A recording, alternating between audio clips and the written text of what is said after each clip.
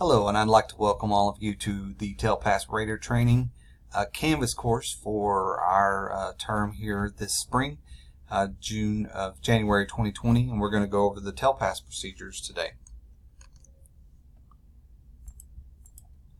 Please note that the training that we're doing here today does not take the place of reading your appropriate manuals and materials that are available out there to you. Just remember, there's just no way that we can go through everything that you would need to know in a short training. We'd have to keep you all day, and I know that none of you want to have to listen to me any longer than you have to. So, overview. So let's let the TELPAS begin. I know you're all really excited. TELPAS is the Texas Language Proficiency Assessment System. It is designed to assess the progress of our students that are in our EL program. Just remember that that TELPAS is not just a thing that is required by the state. It is also something else that is required by federal legislation as well. So who are assessed in TELPAS?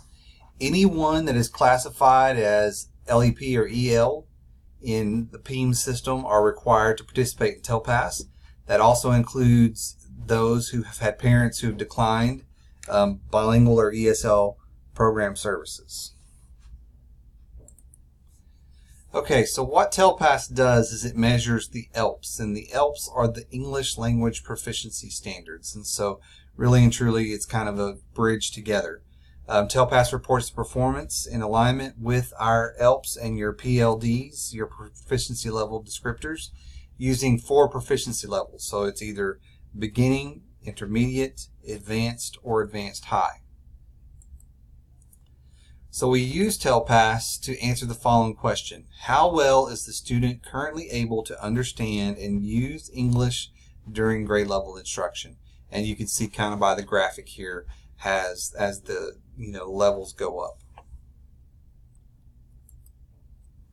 With listening and speaking, which are definitely parts of the TELPAS domains, those are both assessed in an online assessment. They are combined together. The students take an online test, and that's how they are assessed listening and speaking.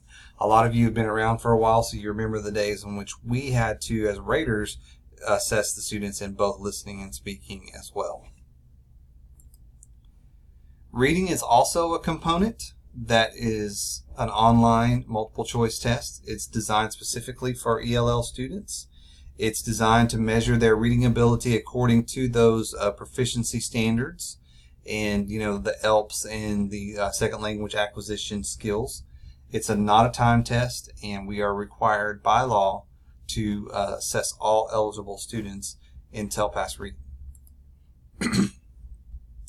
TELPAS writing, that's what we guys are going to be doing here in terms of being raters. That's a required writing collection.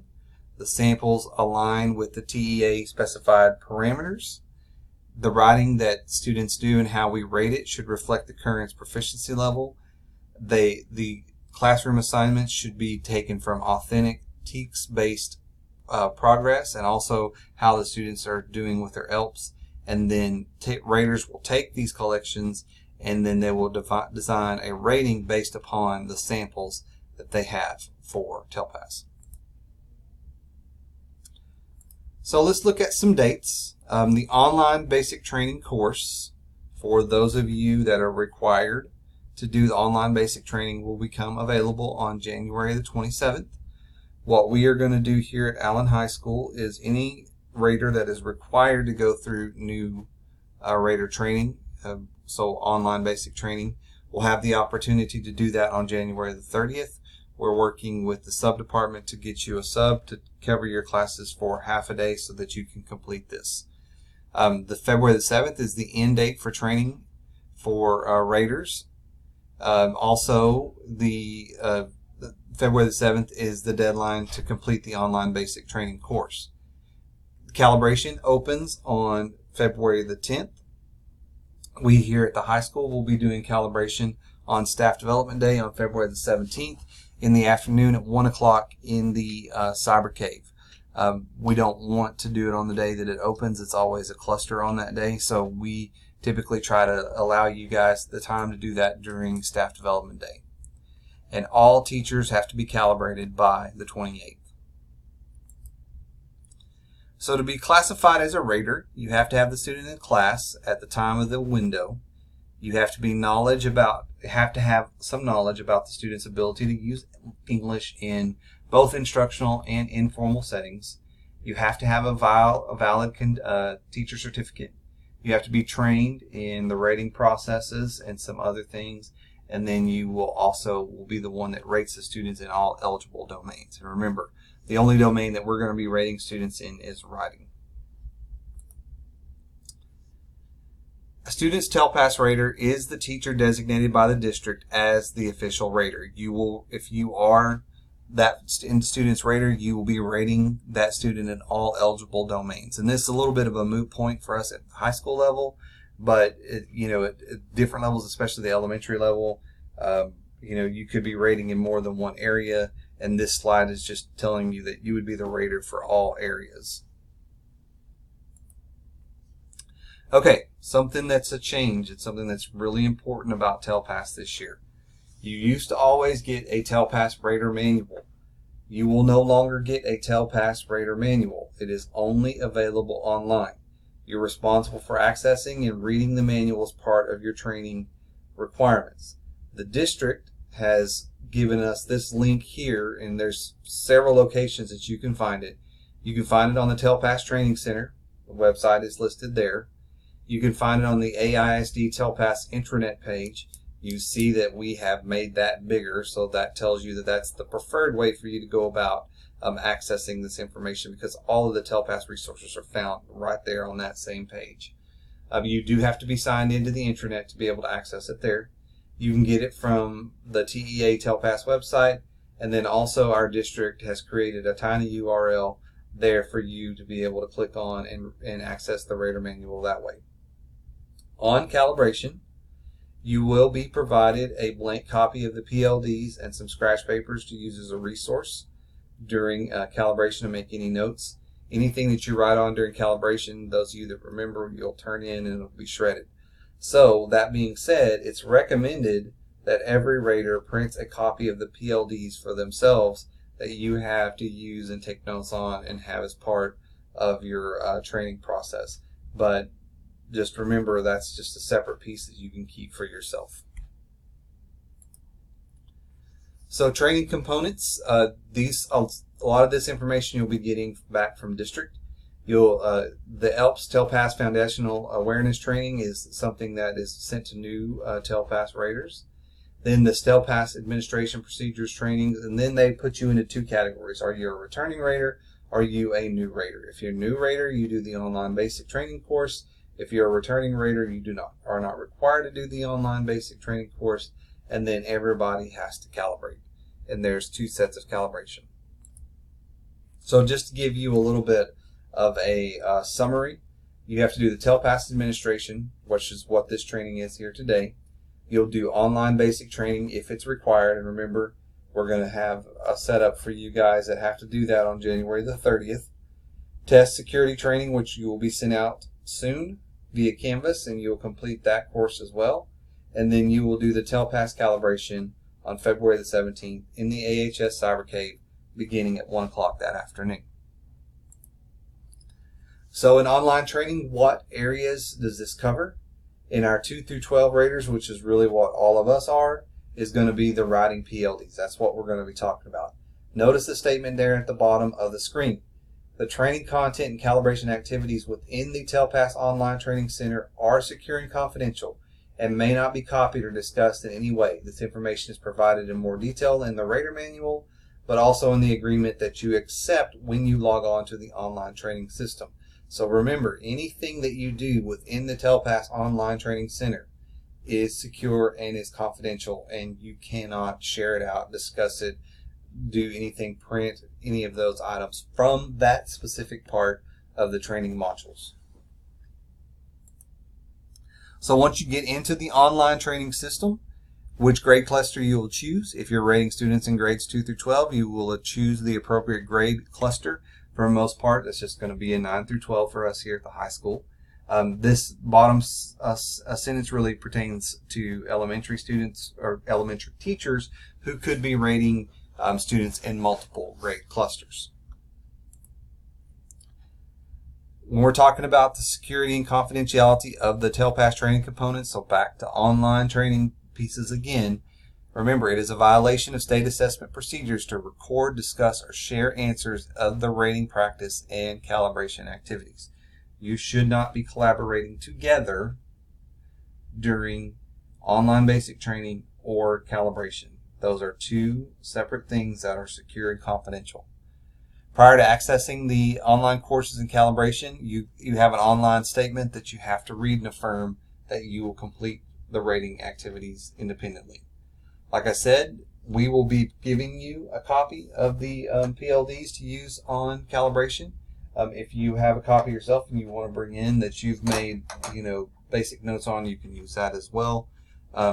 You can bring, if you decide to print out the TELPAS Rater Manual, you're welcome to bring that as well.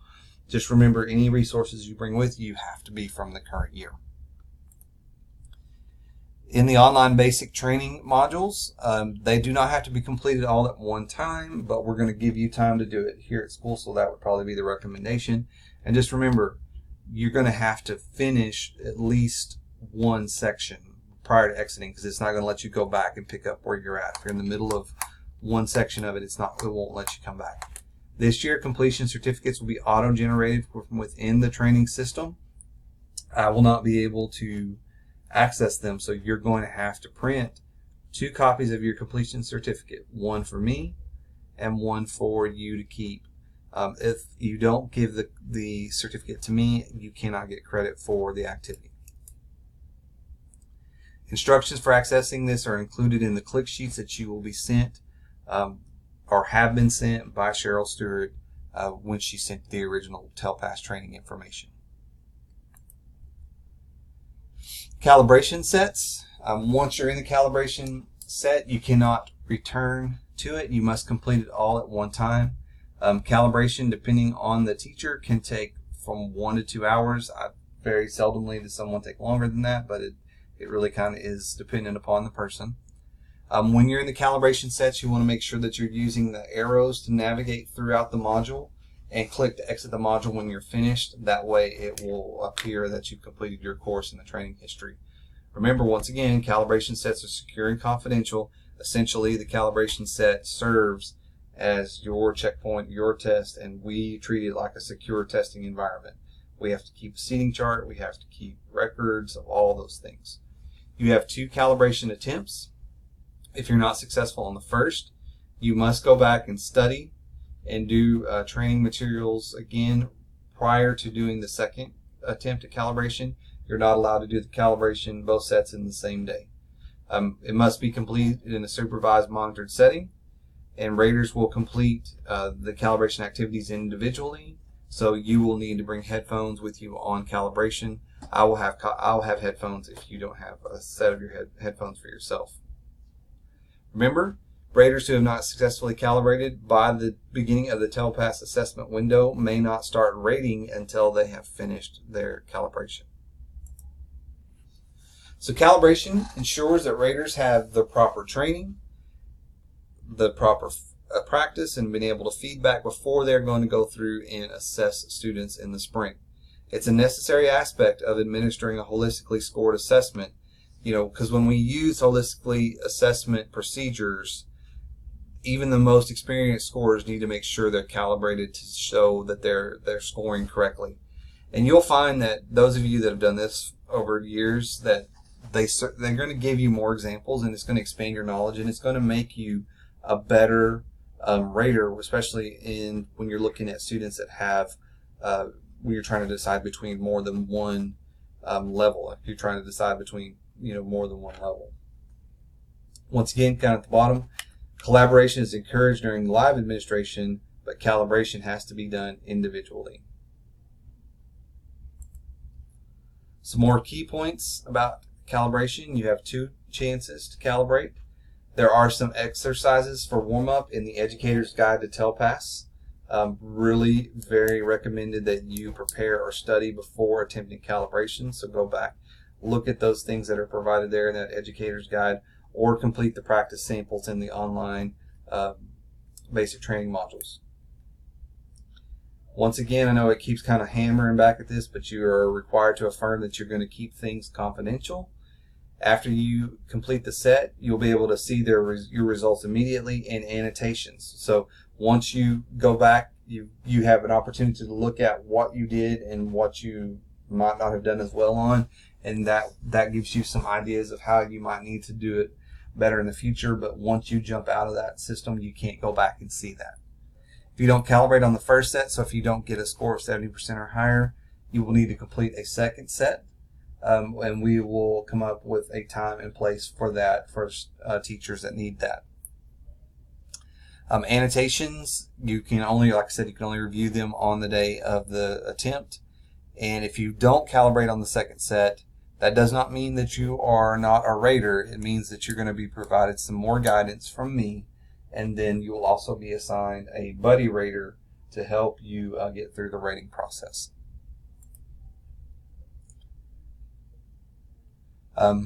Remember, once again, calibrations are completed in a monitored session. Those of you that are new raters have to do online basic training before you can do calibration. They give me a passcode, and you will need that passcode to be able to access the calibration set for that day. Once you use the passcode for that set, it's done. You won't be able to use it again.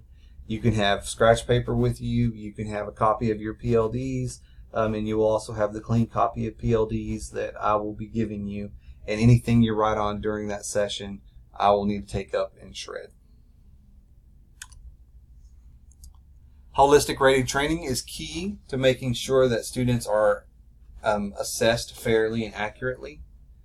You have to go through all the required training and the calibration. We've talked about what happens with teachers who haven't calibrated after the second attempt. Multiple district-wide validity and reliabilities in check are in place to help ensure the accuracy of ratings. And then know that a lot of the rater training that you do, you will be getting back from. You'll get back copies of this in terms of it'll go in your edge for you, and you'll get credit for the trainings that you complete.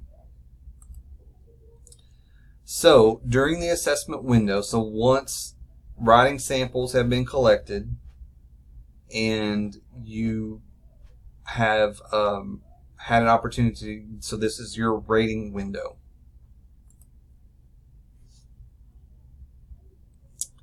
So the assessment window is March 24th through April 3rd.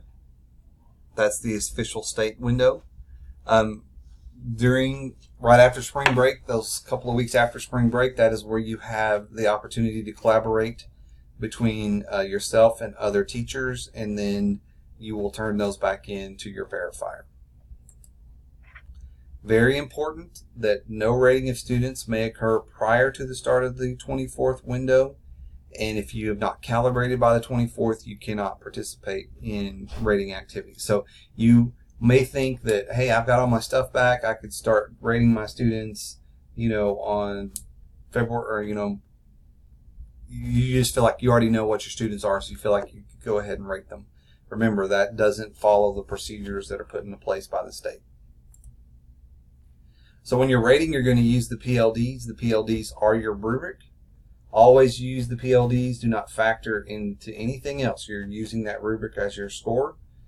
Yours should be based on your observations of the students in how they've set over time, and you're going to rate them based upon where they've set most consistently during the course of being in your class. Reference the TELPAS manual, page 30, for further information regarding procedures on rating. You will then collaborate with other teachers during the rating process. This is required. Complete all ratings for one student before proceeding to the next. You don't want to be comparing students to each other, so that's why the recommendation is you complete all ratings for that student before you move on, because you don't want to compare them. You're going to compare how your students do versus the PLDs, but then you're not going to let the proficiency levels of anything else, any of your other students, influence your rating. And this last little point on this slide is really important. Academic language achievement is not the same as academic achievement. A student does not have to be a high academic achiever to have an advanced high level of English language proficiency. Just because they're doing poorly in your class doesn't necessarily mean that they are lower on the scale of English language acquisition. So like I said, you must collaborate with at least one other individual for every student that you're rating. It's really important when you're trying to distinguish between levels because it gives you an extra voice to hear. So you can collaborate with an ESL teacher, a department teacher, a self-contained teacher if the student is a SPED, or anybody else, any other teacher that the student has. And it may occur within that assessment window. It does not have to be a formal setting. It can be very informal where you're visiting with each other. You go visit with a teacher A down in the hallway about student, and you guys determine together based on what you've been hearing and how does that pertain to how you do in your class. And really remember that collaborators must sign the rating roster that you're going to be provided. Collaboration is not providing another teacher a blank copy of the roster and the PLDs and telling them to rate them and then you average it together. If it's informal or formal, the expectation is that you're going to be getting together face to face with these other teachers about this student. Remember, if there's any argument about a rating for the student, you as the rater are the individual that makes the final decision because you are the one that has been designated as the student's rater. Rating rosters will be provided to you all later in the window. I will provide those to you. You will make sure that this information's on there. You're gonna check it for accuracy from my side because I will be creating those and sending them out to you. You'll use their legal name as in Skyward, which is what I will put on the roster. You will complete the columns that go back to rater information. You're going to show on this roster who you collaborated with and have them sign. All columns except signatures and dates may be completed electronically, so you'll see what I'll do is I'll send it to you electronically. You can fill out certain things in there electronically and then print it out for signatures. If you have to have an additional rater, they will sign at the bottom with you. Then the campus principal will sign when the ratings are complete, and then they'll be turned back into me. Okay, I know that was a lot of information and that went pretty quickly. Just know that we're here to help you. If you have any questions about how rating is supposed to work for you guys, please let myself or Dr. Allen know. We are here as resources to help you out and to make sure that you understand what your responsibilities are for rating. Thank you so much.